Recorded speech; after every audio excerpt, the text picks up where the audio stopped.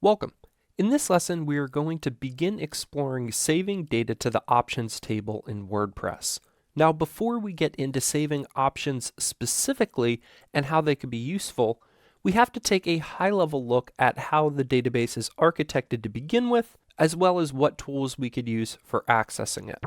So we're going to start off here with a diagram of the WordPress database. And if you haven't looked at database diagrams before, this may not make a lot of sense, but I'll try to point out some things that should. And we're going to start right here in the middle with WP posts. This is where most of our post information is stored inside of this database table. We can see here that we have post meta, which is extra information about that post, as well as a connection to WP terms relationships, which connects posts with taxonomies, categories, tags, and things like that. We could also see that WP Posts is connected to WP Users, which has its own user metadata, as well as comments, which are tied to a user, and meta information about the comments. We also see WP Links, which is not connected with everything, and is a little bit more outdated at this point from back when WordPress had a blog roll feature, which is not actually linked in the admin anymore. And finally, we have WP Options, which we see is not connected with anything either and is often where plugins will store simple information. Now, some larger plugins like WooCommerce will actually create entire database tables to help organize their information, but for most simple plugins, we can get away with storing information inside WP Options. Now, if you're using a tool like Local, if you go into the database tab, we have a link to Adminer, which is going to open up an admin interface for looking through our WordPress database. And you're going to see most of these same tables here, depending on what plugins you have installed. You may see other ones as well.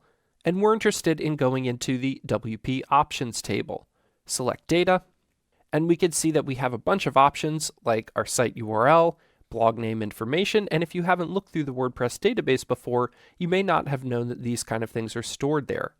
We're also going to be storing our own settings here called WP Plugin, as this is a common place for plugins to be able to save information. As we go, we'll be able to learn how to store more complex information and make sense of things like this. Now, if we come back into a tool like Local, you could also see that there's a link to SQL Pro if you're on a Mac. That is a great tool. And if you have SQL Pro installed, you could click on that to open up your site there. So with this open, we could see all of our database tables down the side. And if we come into Options and click on the actual content, we could see all of the information there as well. This is nice because if we wanted to search for something with option value set to our WP plugins, WP plugin, option name, This is also nice because if we wanted to search for a specific option name like our WP plugin option, we could easily do that here as well. We'll also look at how to run SQL queries and other tools to see this. Finally, I want to show one other tool for accessing the database, which is Database Browser, a plugin you could get to by coming to Add New and searching for Database Browser. With this plugin installed under Tools, we'll see Database Browser, and here we could also select the tables that we want and browse through them to find our options as well. This is another tool where we could also edit the query and paste in some SQL there, and I'll show you that once we get into the code for how to work with it. So that is just a pre-look at the database architecture and where we will be saving our information to. Again, this is common for plugins, and if you are new to this, I'd suggest rewinding this and watching this part again before proceeding. However, now we are going to get into actually looking at how we could save our data there. So let's come into plugins and go ahead and install our Saving Options plugin. Now we can come over and look at our code, and we can see that we have our options. It's setting up some file paths and then pulling in an options and a menus. Now menus probably make sense. We've already looked at that before. So let's come in and look at our options. You could see here that we are hooking into admin init, which is just a high-level hook that we could use, and really you could hook into anything to work with options. So if you want to hook into something, find out a certain piece of data, and then set up your own option or update it or add your option into that data, you could do all sorts of things. So admin init is really just serving as a placeholder for any other action or filter that you want to hook into and work with options.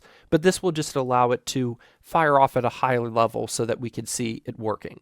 Okay, so we have three functions here that we're going to look at. Add option, which will go ahead and add our option to the options table. We then have update option, which is used for, as you can guess, updating an option, and if it doesn't exist, it will also add it as well. And finally, we have delete option if we ever wanted to delete information from it. So since I already have some information running, I'm going to go ahead and delete my option here, go back into the admin area and go ahead and clear that out. Now for demonstration purposes, I'm just going to use the database browser here, come into the options table, select that table, and then I'll be entering in a custom query to make sure I'm getting my edit or my option name specifically. So what I'm going to do is come back to the code, and up here I can copy this line of SQL from the comment and then paste that into the edit query area here. So now when I run the query, it says no data was found in this table, which is what we want because we just ran delete. So let's come back here and comment out delete and click on add option, make that available. I'm going to edit the query and just click run again, and we can see, okay, we now have that information here. We could also run a test, which is, let's say we already know that we have information there and we want to say my new plugin options. Let's see if that also runs an update. So we'll come back here, just click edit and run again. And we could see, no, we do not have new options loaded. However, if we come down to update option and we see my updated plugin options and we edit and run that again, notice that it does show that. So new is going to add it the first time but not update it, and update will update it. The last thing we want to test out is we'll just run delete again. Make sure that we're getting nothing back. And then let's try running update on its own. So now we come and run our query, and notice that update does add it if it doesn't exist.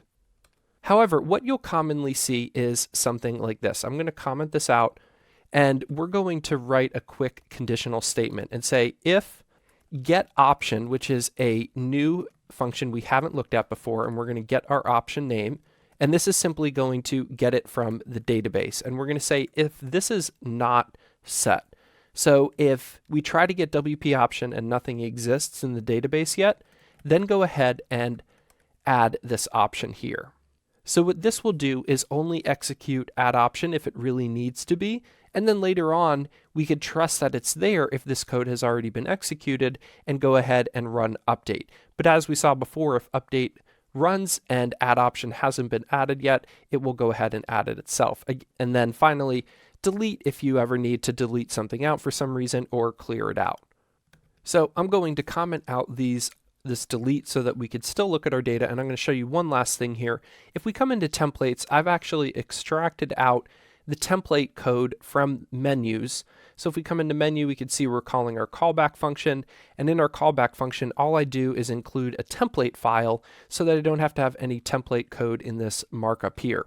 So that just is one way of making things easier to architect and edit, and you can see here that we're executing out option and then get option WP plugin. So if we come into our plugin settings page, we'd expect to see the title, the word option, and then get option will get our option. So it's just as simple as that, and let's go ahead and check it out on the front end as the last thing.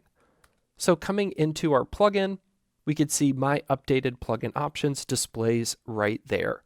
So this is definitely something you want to go back and play around with. Again, if you're new to databases in WordPress, go ahead and look over that file architecture, that database architecture, and then play around with the different ways of setting up add option, update option, and delete option. You could display them on the front end here, or you could use one of the various different database tools to explore it and find what you need there. This is also a good chance, again, to play with the different database tools, and you have that little string of SQL to add if you get stuck so that you need to search into the database and really find that line specifically. So go ahead and play around with this, and then in the next lesson, we're going to look at saving more complex forms of data in the database, which is quite common because right now we're just saving a single string, and sometimes we want to save a whole bunch of information. So we'll look at that next.